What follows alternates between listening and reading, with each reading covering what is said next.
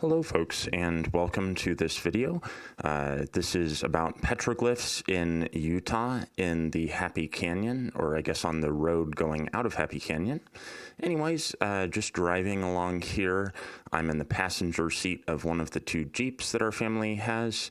And as you can see, the road is super bumpy. It's definitely a four-wheel drive only road. So yeah, anyways, we're continuing on along here. As you can see, like this road, it's very rocky. So also you'll see this sort of greenish sort of colored rock right there. If I recall correctly, I believe that's the layer that they're finding a lot of stuff like those dinosaur footprints that they found in another part of canyon lands in Utah. So here we're just up wandering around in the hillside trying to find where these petroglyphs are.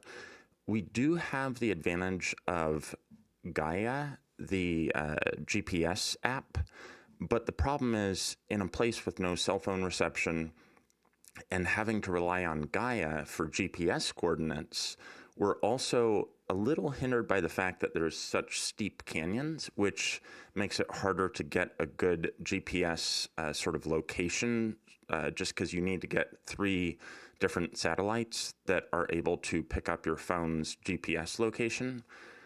So anyways, we're just looking around through here. There's some really beautiful scenery, and then there's a lot of just underbrush that we had to cut through while we were looking for these petroglyphs. The good news is we're almost to the part with the petroglyphs, but just showing you this so that you get a little idea of how this whole process has worked here. Okay, so we're on the trail going towards the first batch of petroglyphs. You'll see them up on that wall. There's about a 30-foot cliff on the side, with obviously with no hand railing or anything. So the people who in prehistoric times put these petroglyphs on the walls. Also, please try to ignore the graffiti on the walls. In this first batch of petroglyphs, unfortunately, some people were apparently using it for target practice with their guns, and also people, it seems like in the 1950s or 60s or so, put some graffiti on. So you'll see some longhorn sheep and then a bunch of obviously snakes. And I mean, this is just super cool because this is the kind of stuff that you see in archaeology books, like, about that cave in France or stuff like that. Yeah, so just ignore that graffiti. That is very unfortunate that people would have done that. Yeah, bullet holes there. I mean, that just still makes me kind of mad. But anyways, getting back here to just as you can see, this valley is so beautiful. With the exception of the graffiti, of course. But fortunately, that's the only wall where people seem to have been using it for target practice. And although graffiti by modern humans seems to unfortunately be a bit of a trend, so you'll see that unfortunately at all 3 of the petroglyph locations. More snakes, a little goat there. Also some weird, I guess that's more bullet holes up there. Yeah, I mean, again, and this super long snake, I thought that was really cool. As you can see, it looks like they pounded with like a sharp pointy thing to, so it's like kind of like pointillism. You know that thing where you use brush dots instead of brush strokes? This seems to be how the people in prehistoric times made these petroglyphs, which I think is really cool. So they probably used like a hammer-like thing and then a really sharp pointy rock to like pound each single dot part of each of those petroglyphs, which I think is just so fascinating. I sure hope that people stop being jerks and putting graffiti on, though, because that just ruins the experience for like everybody. Anyways, moving on, we're looking for the second batch of petroglyphs here. Such beautiful surroundings, though, like, oh my goodness. Anyways, we're making progress towards the second location with the petroglyphs, and yeah, so you'll see like this really complicated, intricate scene right there. I don't know what that portrays. I'm guessing it's like some sort of like hunt or something like that, because there's tons and tons of stuff going on in that picture there. Also, you'll see just a variety of different animals. You'll see some archers, some people holding what looks like a shield, some people sitting down on the ground. Just really fascinating petroglyphs here. And I know I keep saying petroglyphs. I'm not certain that's the correct word, but since most guide sites and like, other websites on the internet seem to be proclaiming that that's what they're called, I'm just going with that.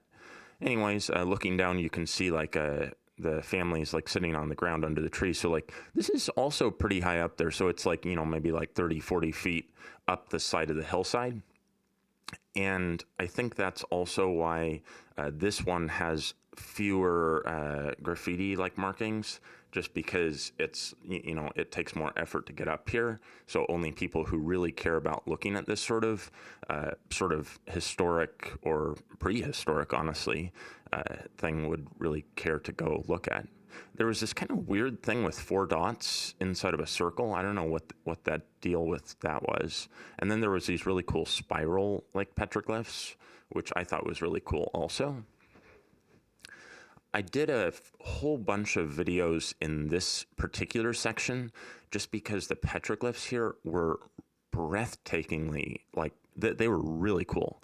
There was also this kind of weird it looked almost like runic writing, sort of like from Lord of the Rings or something, with like a little goat underneath it. And then this kind of weird, maybe they were just trying to draw like the location that it was in or something. I don't know.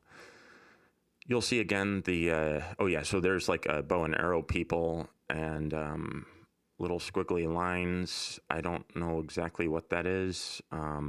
That's the people I thought it looks like people sitting on the ground or something. I don't know. Another little goat, a whole bunch of animals there. Like, oh my goodness. And so there's like, obviously, that looks like it's probably stags, like, the kind of deer with the long antlers. Oh, that's me, selfie time.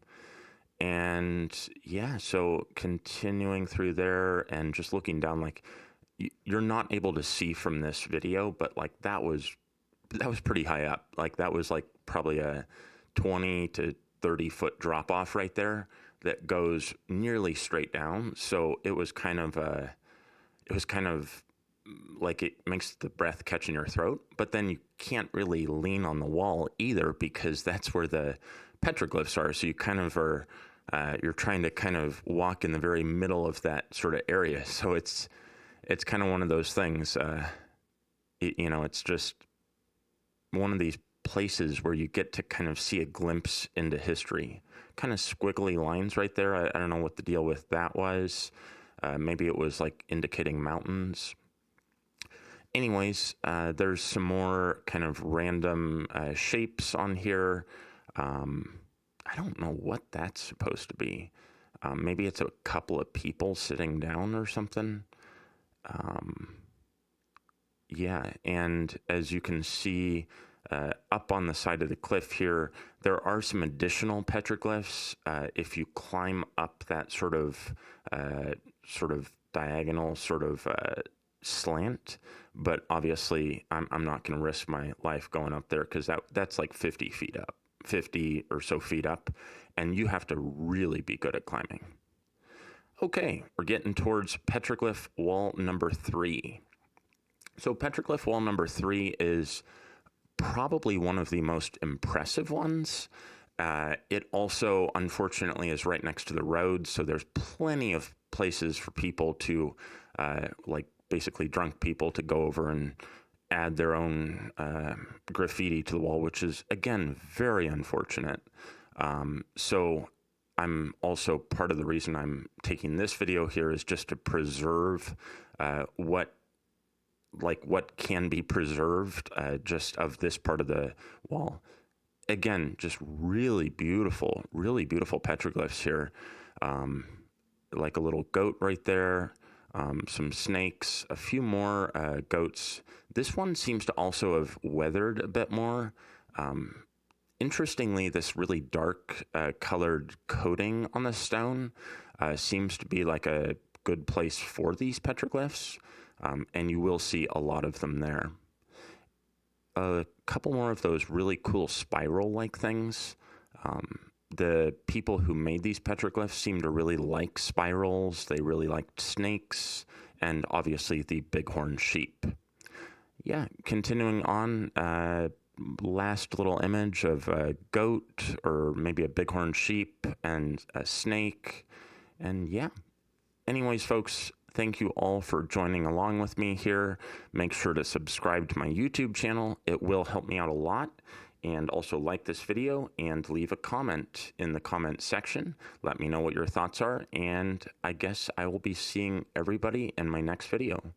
Thank you all for watching, and I hope you really enjoyed learning a piece of prehistoric history here.